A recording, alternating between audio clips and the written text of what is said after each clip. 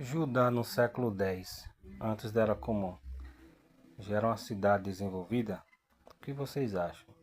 De acordo com Ken Dark, que é um arqueólogo, ele sugeriu que Judá já era uma cidade desenvolvida e bem estabelecida ali na Era do Ferro I, né, no século X. Porém, outros pesquisadores, outros historiadores e arqueólogos vão de contra este argumento, vai contra esta pesquisa, né, do Kendark e outros aí. Eu irei ler aqui uma pequena parte do livro do professor Elcio Mendonça, né, que ele vai citar aqui algumas referências do seu livro O Primeiro Estado de Israel. Tá bom, pessoal? Então, o que é que acontece? Vamos lá, eu vou ler aqui e depois eu trago uma pequena síntese, tá bom? Vamos ver qual é a pesquisa diz. Segundo Shield, arqueólogo e historiador que estudou antigas civilizações da região do Levante e da Mesopotâmia e o surgimento, desenvolvimento dos primeiros estados arcaicos, existe pelo menos 10 critérios para o estabelecimento de um estado desenvolvido. Os critérios de Shield, trabalhados na década de 50, são primeiro o aumento da densidade populacional. Esse é o primeiro critério colocado por Shield, o arqueólogo, né? Primeiro, o aumento da densidade populacional ao redor de centros urbanos. Então, Judá não passava de 1.000 habitantes, né, no século X. Segundo, mão de obra especializada como artesãos, comerciantes, construtores e aparatos burocráticos. Terceiro, produção de excedente para sustentar o governo, cobrança de impostos, dízimos e ofertas no âmbito religioso e político. Porém, Judá não tinha essa infraestrutura, Judá não tinha este poderio, tanto é que não tinha um poderio militar, porque para um governo estabelecido tem que ter um exército para proteger o povo e a cidade e o rei. Logo, Judá não tinha esse excedente para tirar todo esse dinheiro para pagar e manter um exército, como também o império. Porque todos nós sabemos que Judá, o seu clima ali, sua área topográfica, né, e geográfica é muito escarpa, ou seja, é mais deserto do que área para cultivar, né? Os vales mais férteis, como o Vale de Jezreel, o Vale do Jordão, as terras altas do norte de Israel, sim, os altiplanos centrais que são mais desenvolvidos em termos de agricultura. Judá é muito deserta do que propício para a agricultura. E a área de cobre ali no sul, ali no Mar Morto, no século X, Judá não poderia, né, tomar aquela região ali, né? Era uma mina de cobre, de carvão e de sal, né? Então quem tomava quem dominava, né, aquela região ali no século X não era Judá, né? Infelizmente, mas sim era o Egito, tá bom? Então Judá também não passa nesse critério econômico. Então, continuando aqui a leitura. A construção de edifícios públicos, a construção de edifícios públicos, monumentais,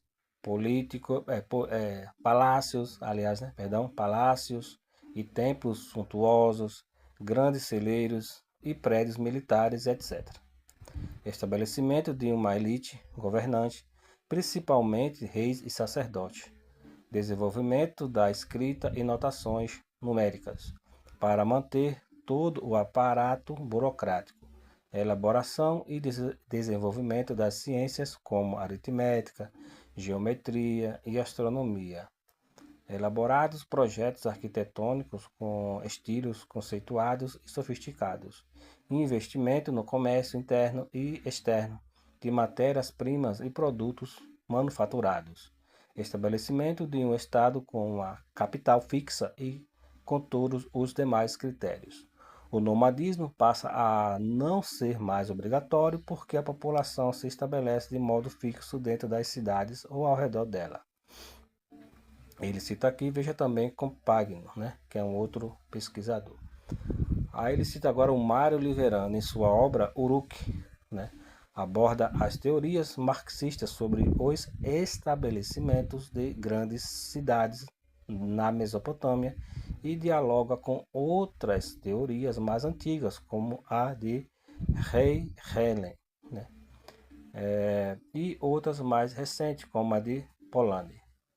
Para Rei Helen, a formação dos estados antigos está ligada diretamente com a economia e diz que os estados estavam baseados no relacionamento recíproco com três fatores principais. Primeiro, para Rei Helen, né? Rei Helen, um nome complicado, mas é esse mesmo. Então, para ele, primeiro, recurso, né? Para Rei Helen, né? A formação dos estados antigos está ligada diretamente com a economia e diz que os estados estavam baseados no relacionamento recíproco com três fatores principais. Primeiro, recurso. Segundo, trabalho. Terceiro, a capital. Já para o Polanyi, o mercado é o grande fator para o surgimento dos estados antigos. Estas teorias têm certa ligação com a de Schild com relação ao trabalho especializado e à produção de excedentes. Estes excedentes, além de sustentar toda a burocracia estatal e religiosa, também formavam um capital e investimento no comércio interno e externo. Ele cita aqui Schild, mas não são suporte suficiente para a compreensão do surgimento de um Estado desenvolvido. Para Liverani, 2006, página 5 e 14, a obra de Schild é um clássico e fala do legado que esta obra deixou nos estudos dos primeiros estados e governos territoriais, tanto da Mesopotâmia quanto de outras partes do Levante.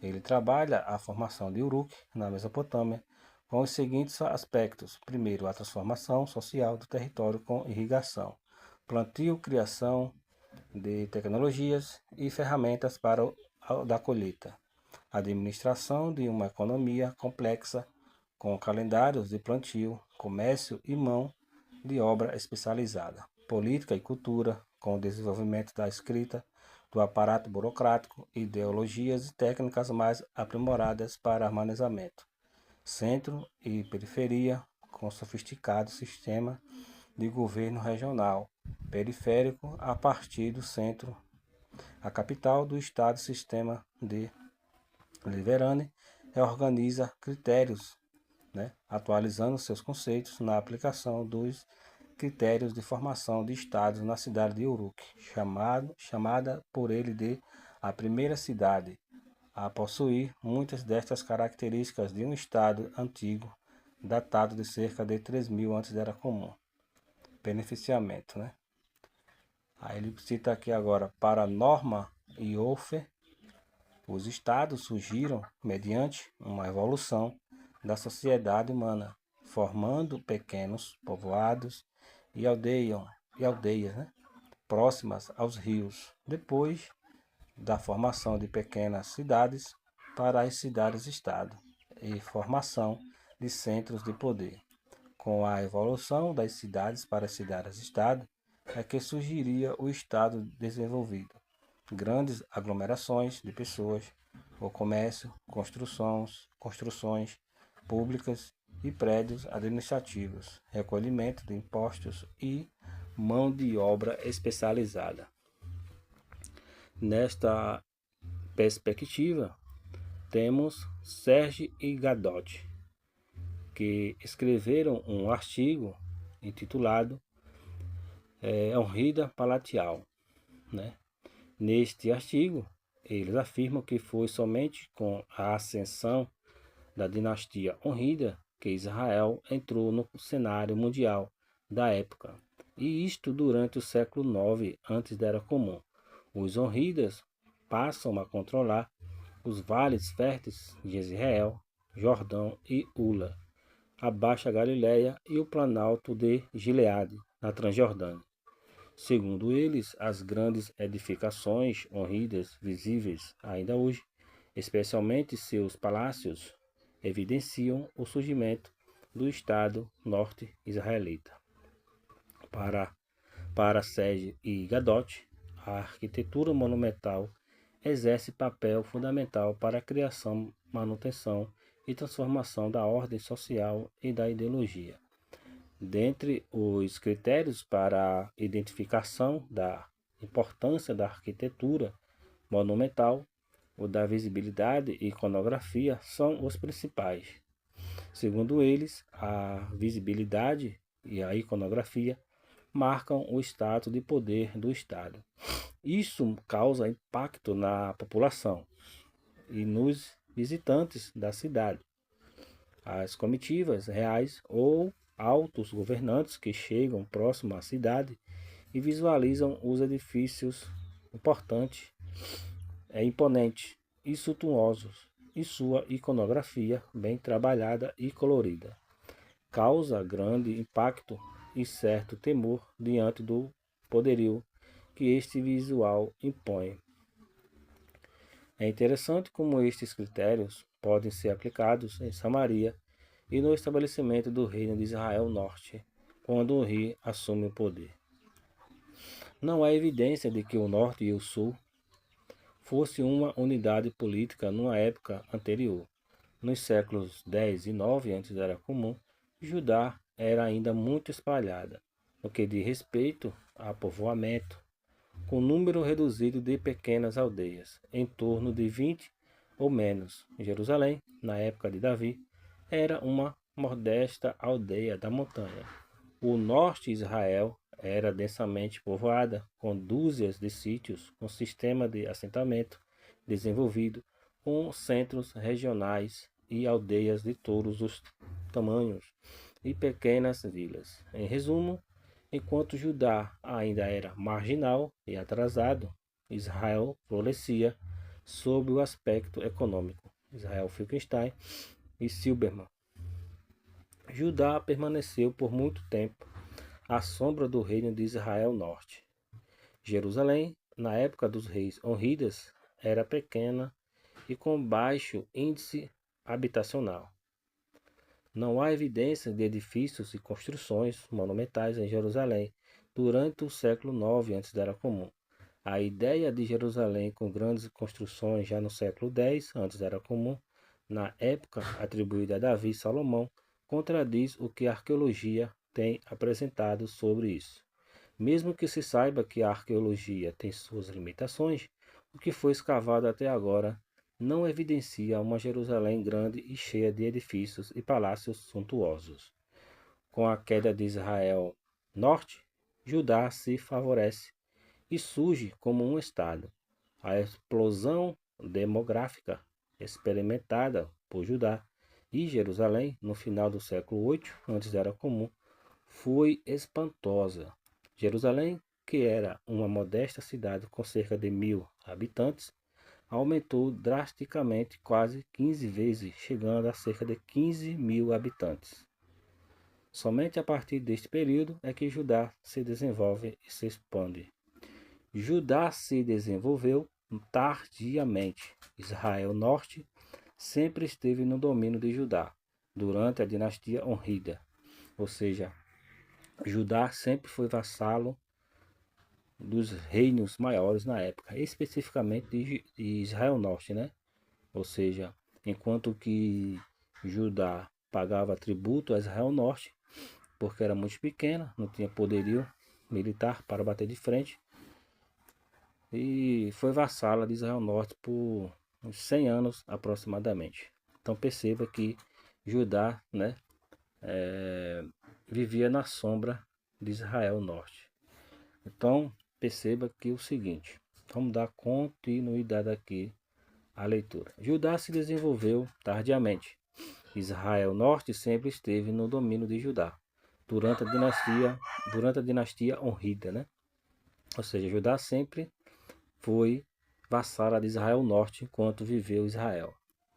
Por ser mais forte, né? Ou seja, Judá se desenvolveu tardiamente. Israel Norte sempre esteve no domínio de Judá durante a dinastia Honrida, por ser mais forte, estruturado e com poderoso exército.